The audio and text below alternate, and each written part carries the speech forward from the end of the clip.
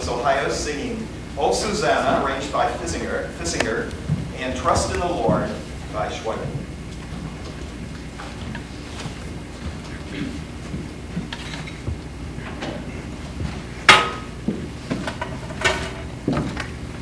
Give us just a minute.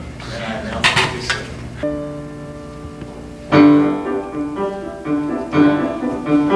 I came from Alabama with my banjo on my knee. I'm going to Louisiana, my true love for to see. It rained all night the day I left, the weather it was dry. The sun so hot I froze to death.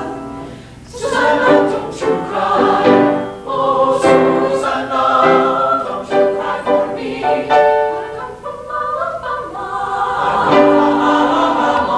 I come from Alabama with the banjo on my knee.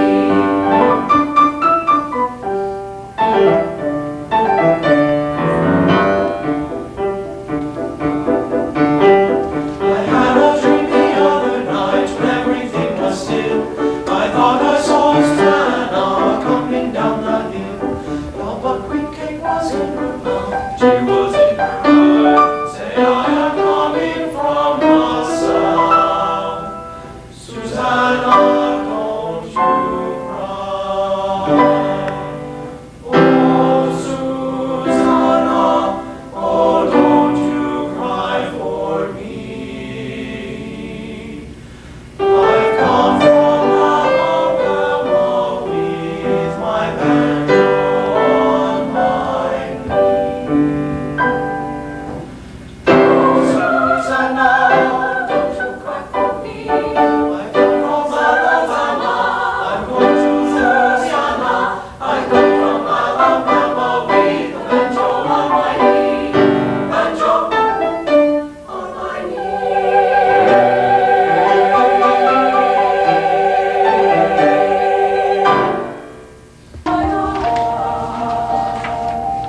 This is God's gracious command. Always acknowledge me, so shall you dwell in Trust in the Lord, His I will guide. Through your pathway ahead. He must be great.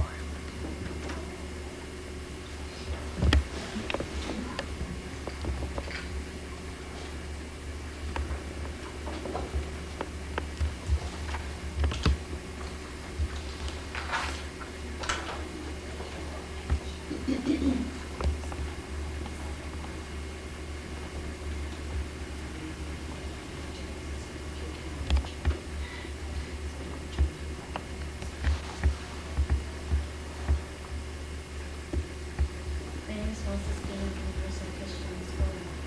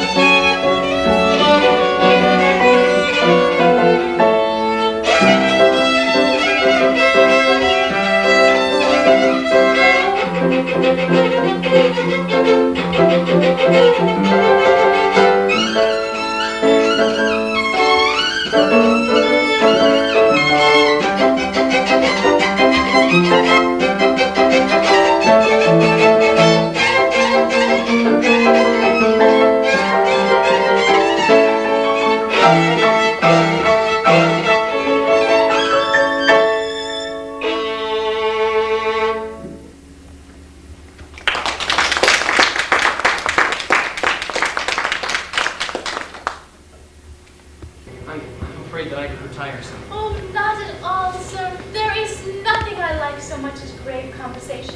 I could hear it forever. Indeed, I have often been surprised how a man of sentiment could ever admire those light, airy pleasures where nothing reaches the heart. It's a disease of the mind, ma'am. In the variety of taste, there are those who are wanting a relish for I understand you, sir. There are some who, wanting a relish for refined pleasures, pretend to despise what they are incapable of tasting. Yes, madam. My meaning, madam, but infinitely better expressed. And I can't help observing that Who could ever suppose this fellow impudent on some occasions? You were going to observe, sir. yes, I was I forget what I was going to observe. So blind. You are going to observe, sir, that in this age of hypocrisy, something about hypocrisy, sir. Yes, madam. In this age of hypocrisy, there are few who, upon strict inquiry, do not I do not- understand you, sir. There are few in this hypocritical age who do not condemn in public what they practice in private and think they pay every debt to virtue when they praise it. Yes, madam. Those who have most virtue in their mouths have least of it in their bosoms. But I'm sure that I tire you, madam. Not in the least, sir. There is something so agreeable and spirited in your manner, such life and force. Pray go on, sir. Yes, madam. But there are some occasions, madam, when a total want of courage, it destroys all the... and it puts us upon I understand you entirely. A want of courage upon some occasions assumes the appearance of ignorance and betrays us when we most want to excel. But I'll beg you'll proceed. Yes, madam. Morally speaking, madam. But I see Miss Neville expecting you in the next room. I would not intrude for the world. Was there ever such a sober interview? I'm certain he scarce looked into my face the entire time. Yet the fellow, but for his unaccountable bashfulness, he's pretty well, too. He has a good manner, but then he is so buried in his fears that it fatigues one more than ignorance. If I could teach him a little confidence.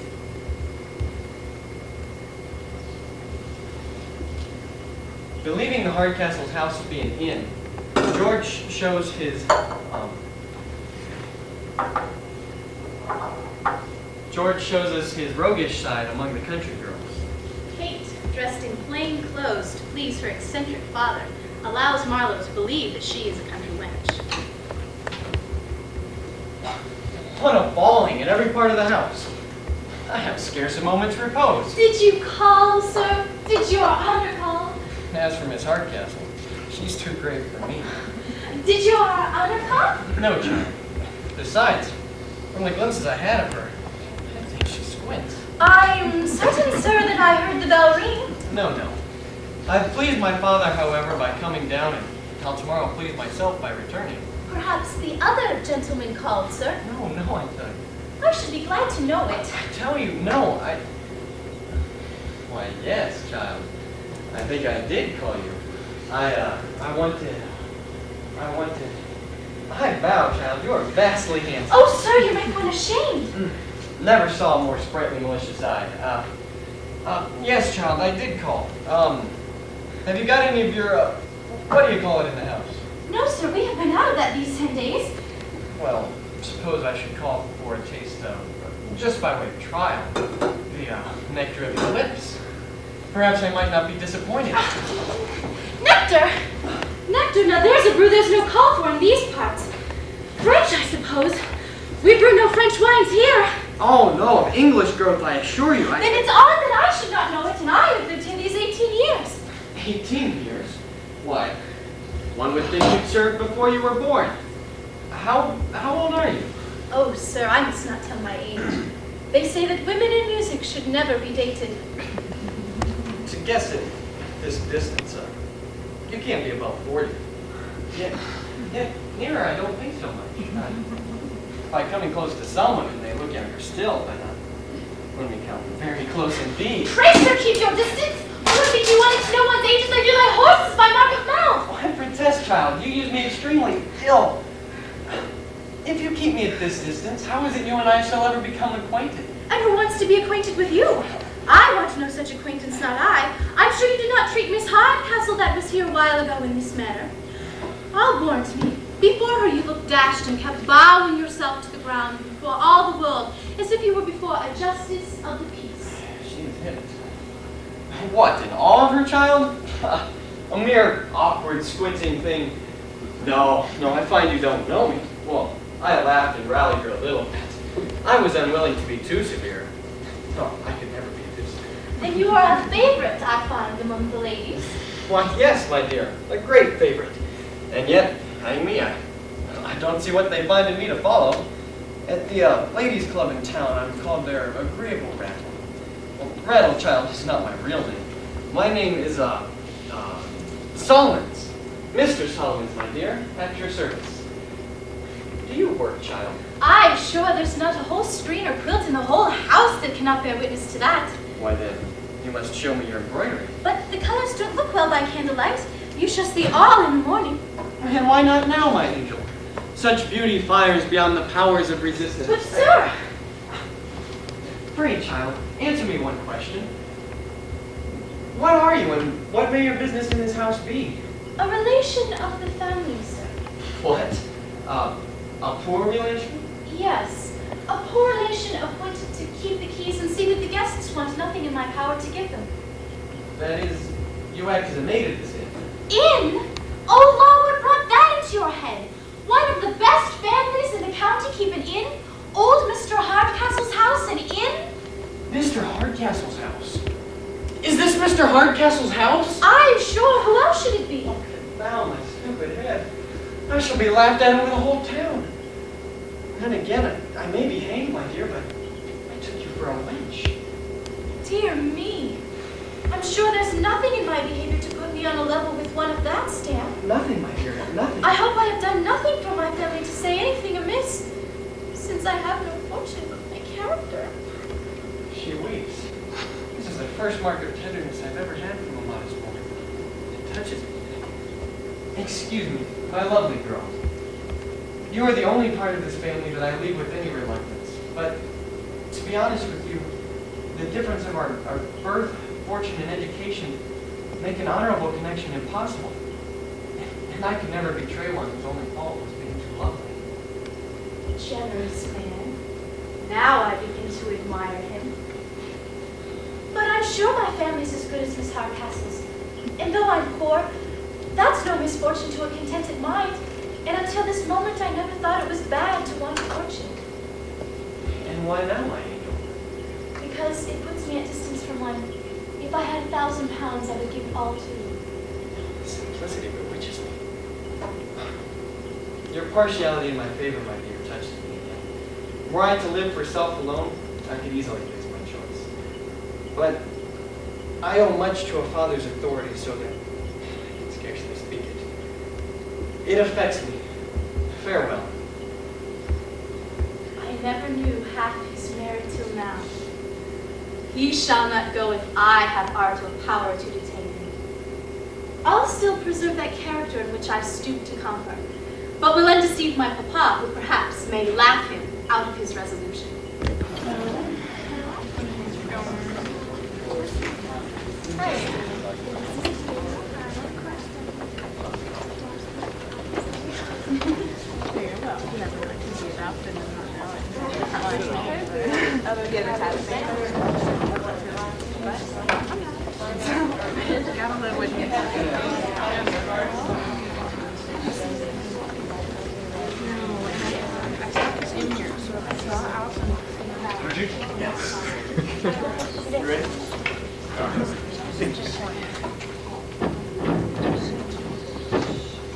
In Shakespeare's The Twelfth Night, the shipwrecked Viola disguises herself as a court page and becomes a courtier of the Count Orsino.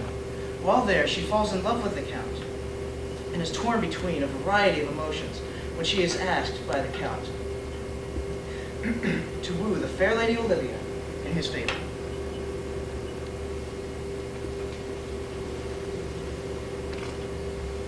Madam, yon young fellow swears he will speak with you. I told him you were sick. He seems to have foreknowledge of that, and therefore he comes to speak with you. What is to be said to him, lady? He is fortified against any denial. Tell him he shall not speak with me. Has been told so, and he says he'll stand at your door like a sheriff's post and be a supporter to a bench, but he will speak with you. What kind of man is he? Of mankind, What manner of man? very ill manner. He'll speak with you, will he or not? Of what personage in years is he? Not yet old enough for a man, nor young enough for a boy. As a codling is before an apple, 'tis with him in standing in water between man and boy. He is very well favored, and he speaks very shrewishly. Give me my veil. Let him approach.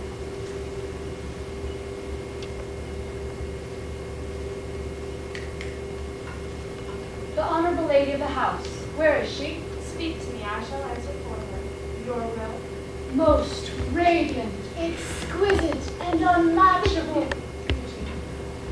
I pray you, tell me if this be the lady of the house, for I never saw her.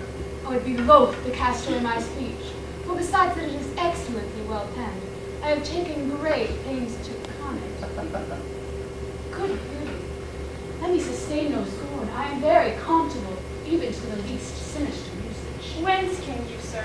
I can say little more than I've studied, and that question's out of my part. Tell me if you be the lady of the house. Are you a comedian? Know my profound heart, and yet I swear I'm not that I play. Are you the lady of the house? If I do not usurp myself, I am. Most certain if you are, you do usurp yourself. What is yours to bestow is not yours to reserve. But this is from my commission. I will on with my speech.